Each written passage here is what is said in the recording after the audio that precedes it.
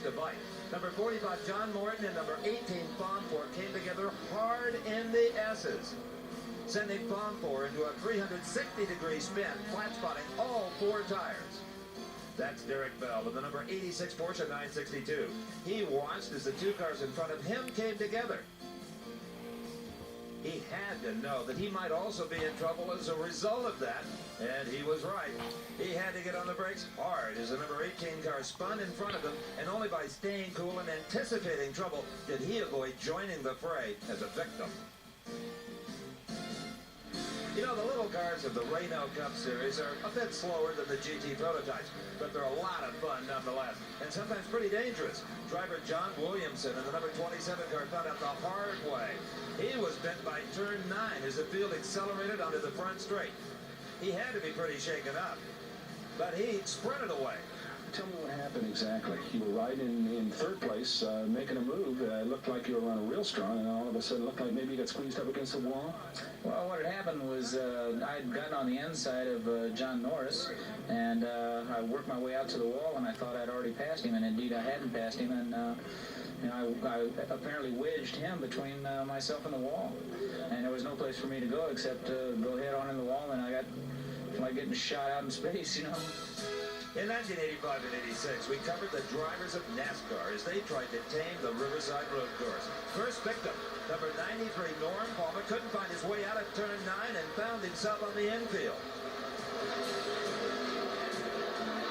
Number 64, Mark Dreyer, found the S's not to his liking and kicked up a lot of dust about it. Next, it was a black number 12, driven by Bob Patch, blowing an engine and sliding in his own oil as he wrestled for control. He came face to face with disaster before bringing the car to a safe stop and walking away, breathing a sigh of relief. Then it was 00 Glenn Cummins' turn. He had sat on the pole at the start of the race and now was on the short straight setting up for the treacherous turn 9. Just like Bob Patch earlier, he was leaking oil, but Cummins didn't realize it until it was too late. Here's how Brock and I called it. There is definitely some oil leaking somewhere in that automobile, and headed down for turn number 9. That is now, oh, and look at this, Brock. He is sideways. He's lost it.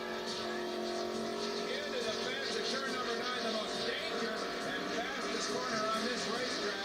Fortunately, though, Cummins kept it off the wall, and more importantly, kept it out of the way of oncoming traffic. As I mentioned earlier, Glenn Cummins had no idea that he had an oil leak until it was too late. His sheer momentum spun his rear end around to take this shot into the outside wall. Well, Glenn Cummins is okay after that incident in turn 9, but the car is a little worse for wear, Glenn. Yeah, that's for sure. I don't know what happened. We come down back straightaway, everything's all right. Started in the dog leg.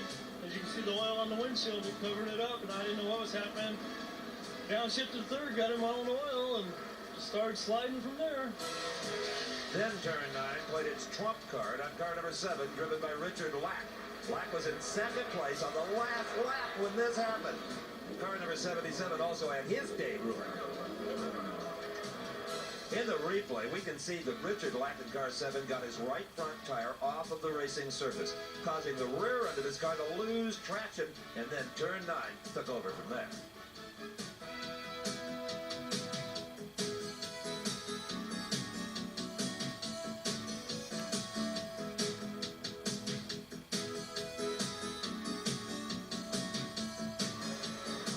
Well, Richard Lack did indeed walk away from this one, but he walked away frustrated, not able to believe that this was happening to him.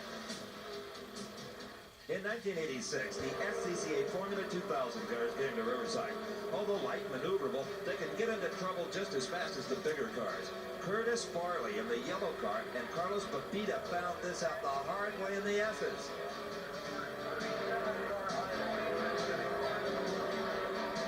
As we look again, the yellow 27 got a little wide in the S's and must have whipped it, catching number 5 Pepita by surprise. As a result, Farley takes a hard shot and is headed for the sidelines with lots of mangled fiberglass. He walked away, done for the day.